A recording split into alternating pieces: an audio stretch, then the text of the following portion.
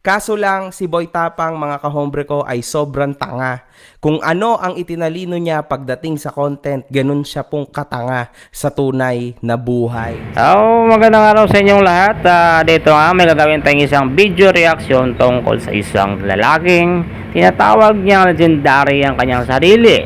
Legendary kakapanira ng buhay ng ibang tao.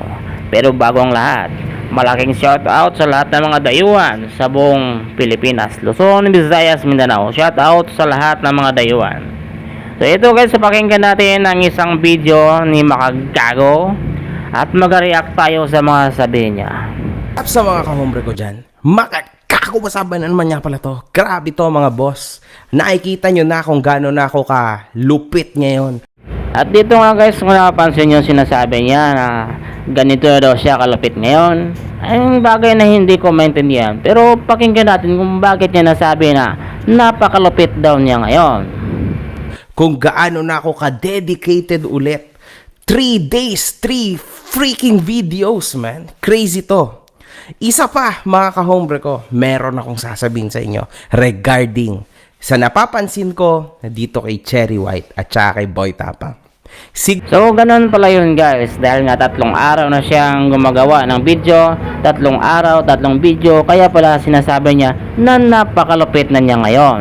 Sige, tuloy lang natin. Sigurado kasi ako na ito yung pinaka-interesting part niya yun eh.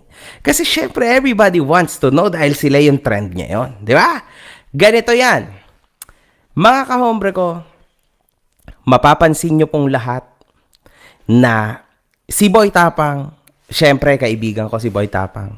So dito guys, sinabi niya ng kaibigan na si Boy Tapang. So mabuti naman at meron siyang kaibigan. Sige, ituloy lang natin. Tandaan nyo guys, si Boy Tapang ay kanyang kaibigan.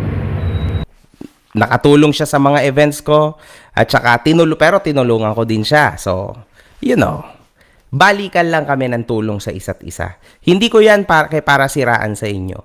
Pero ito, bilang kaibigan ako ni ni Ronnie, di ba? Tsaka ni Boy Tapang. Gusto ko sabihin, Boy Tapang, alam mo bro, sa totoo lang, isa kang mahusay na bata. At the same time, ikaw ay mahusay na influencer. Matapos matanggal yung Facebook mo and all that noon in the past, nung humingi ka ng tulong sa akin, tas doon tayo naging magkaibigan. You know, doon ko napansin na mahusay ka, okay yung pagkatao mo. In fact, from kumakain ka ng tae, kung ano-anong kinakain mo, Pero dito nga guys, ang galing ng pagkatira, pasimpleng tirada na parang hindi halata. Sasabihan ka ba naman kumakain ka ng tayo? Pero wala, kaibigan sila, pero baka naman biro lang yan. Tuloy lang natin, tuloy. This is a freaking big leap. Kahit ako, hindi ko kaya yung ganyan. So you did well, man. Kaso lang, si Boy Tapang, mga kahombre ko, ay sobrang tanga. Kung ano ang itinalino niya pagdating sa content, ganun siya pong katanga sa tunay na buhay, lalo na sa kanyang buhay pag-ibig. So dito na nga guys, lumabas na nga yung tunay na gusto niyang sasabihin. Gusto niyang sabihin na si Boy Tapang ay isang taong tanga. Di ba? Napansin nyo? Pinupuri-puri niya sa simula, pagkatapos ngayon, sasabihin niyang tanga. Sasabihin niyang kaibigan niya. Kung ako kaibigan nito, sabihin akong tanga. Nako. Alam naman natin na naka-MJS po ito at kung saan yung nakaraan niya, which kinontent ko din naman, yung tungkol doon sa ex niya na sugapa sa views, sugapa din sa fame, di ba? At dito nga guys, sinasabi ng isang legendaring gago na yung dating ex daw ni Boy Tapang ay sugapa sa views at sugapa sa fame. Sa palagay ko may mali at alam ko kung sinong taong yon, sino yung buang na yon. So sa huli, ginamit lang din si Boy Tapang. Ngayon, Boy Tapang, grabe man. Ang nangyayari sa'yo ngayon, Boy Tapang, iyan na naman. Bumabalik na naman yung pagkatanga mo, bro. Tulad nito ngayon. Marami pa dyan na, na mas maganda, mas maayos dyan sa kay Cherry White, pero si Cherry White ang pinili mo. At dito nga guys, napapansin ko parang pumapasok na siya sa personal na buhay ni Boy Tapang, which is hindi niya pwedeng gawin yon bilang isang influencer. Hindi siya pwedeng mangialam. Unang-una, hindi sila sino ba siya?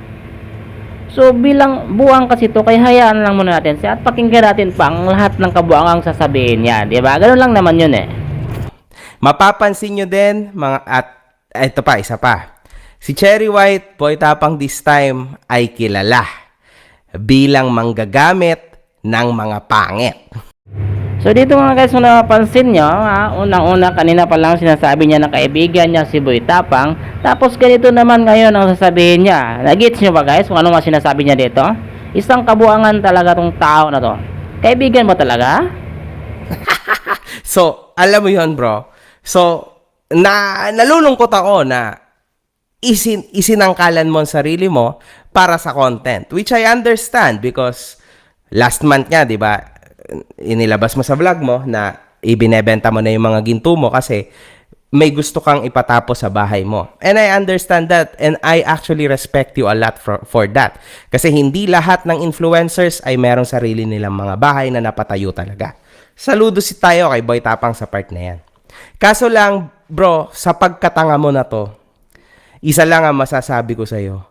Tututukan kita dito sa mangyayari sa'yo. Kasi alam ko na pagdating ng pagkakataon, pagdating ng panahon, mai-stress ka ulit. So ganun nga pala guys, naintindihan ko na ang senaryo, nakuha ko na, nagigits ko na ang punto ng taong ito. Sinasabi niya na maganda si Cherry White, kaibigan niya si Boy Tapang. Isa lang talaga napapansin ko, naiinggit si Makagago kay Boy Tapang. Dahil nga hindi niya magagawa yon. Kasi nga may pamilya si Makagago, si Boy Tapang binata. Kaya hindi niya pwedeng magawa sa ibang babae yung managawa ni Boy Tapang. Naigits niyo ba yon? Inggit ang dahilan. Halata naman. Sa mga si Makagago, ang ginagawa niya yung mga pangbabas niya sa ibang tao, inggit lang yan. Paninira niya sa ibang tao, inggit lang yan. Kasi nga, sinasabi niya, di ba, para sa fame, para sa pera. So yun ang totoo. Kaya dito sa mga sinasabi niya ngayon, halata naman na inggit siya. Kasi alam nyo kasi guys sa tingin ko lang, si Makagago kasi, buti nila naging lalaki ito. Kasi kung naging babae ito, naku, napaka-marites nito, promise. Marites to naging lalaki lang kaya babayote, parang bakla baga. Bakla, bunganga ito, parang bakla yung bunganga nito Wala nang Inggit ka lang bro, nainggit ka lang. Yun lang dyan. Nasilaw ka sa kasikatan, naninira ka, pero ang totoong dahilan talaga nainggit ka. Yun lang yun. So yun nga guys, pasensya na, hanggang dito lang muna tayo. Wag muna natin masyadong habaan. So salamat guys, salamat sa pakikinig ninyo at asa nyo sa sunod guys, medyo habaan na natin. At salamat. Shoutout sa lahat ng mga dayuhan dyan, LBM, Luzon, Visayas, Mindanao. Maraming salamat sa inyo lahat. Salamat.